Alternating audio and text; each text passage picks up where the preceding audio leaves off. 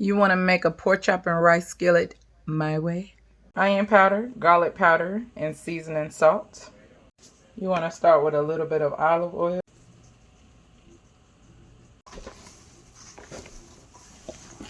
We're going to prepare the rice. Hi! So what I'm doing here is I am going to cook my pork chops in my pan. And I just have a little bit of olive oil and a dollop of butter. So now I'm just going to start loading up my pan. And I have some pretty thick pork chops, so I'm probably going to cook mine all the way through. If you have thin pork chops, you probably can cook them almost done. But because these are so thick, I don't want to take any chances. Now you want to give your pork chops a nice little flip. They may not get as dark as I'm looking for because I'm not using my cast iron skillet, but that's okay. Because after I get them done, I'm probably going to brown them a little more with no oil in the pan just to get that color. So in the same pan that I cook my pork chops in, I'm going to cook the rice in. And what I'm doing here is I'm just melting 4 tablespoons of butter. Basically the rice-a-roni, I'm just following the directions. I just have made a decision to add my version of the rice-a-roni, but rice-a-roni is a good base. So 4 tablespoons of butter, and then I'm going to put my veggies and my rice in, and I'm going to brown it. So I'm going to start out by putting some chopped garlic.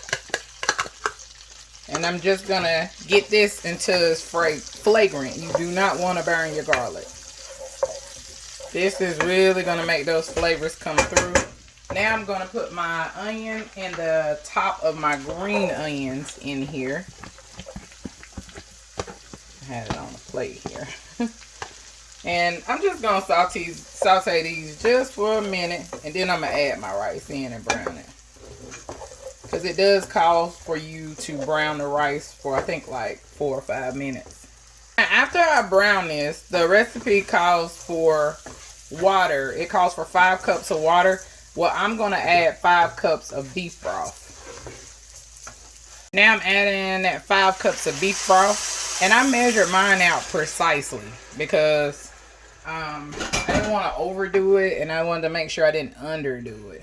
So you just want to stir this in as well as the pack of seasoning that comes with it.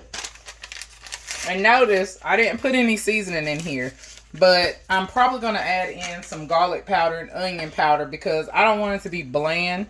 The seasoning is very good, but I want mine to shine through. I am not going to put any salt in it because it has a good amount of salt in it. That's just my garlic powder, and I'm going to put some onion powder in there as well. Now, the direction calls for me to stir this let simmer for 20-25 minutes.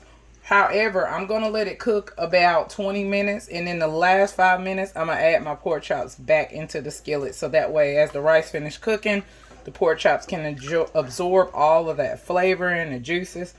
And we'll be back. You know what? I completely forgot that I was supposed to be adding 2 sprigs of rosemary in here.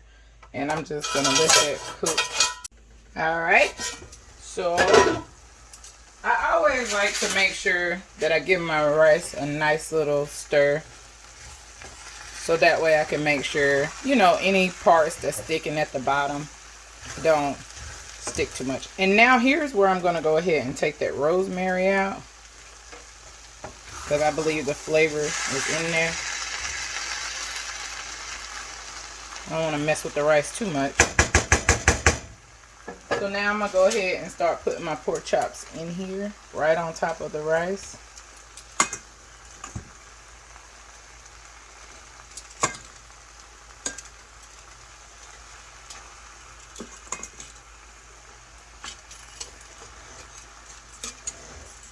Now that I have my pork chops back in here, I'm going to leave the top off. I'm going to leave it off for probably about like 5 or 6 minutes, give or take. It's looking good. So that's pretty much it. She is done. She is ready.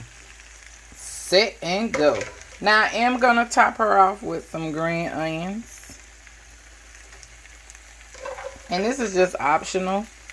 I like green onions on my food. Yes. That's it, guys. Well, if you like what you see and you want more of it, please hit the like, subscribe, and the notification bell. And until next time, peace out. I love you guys.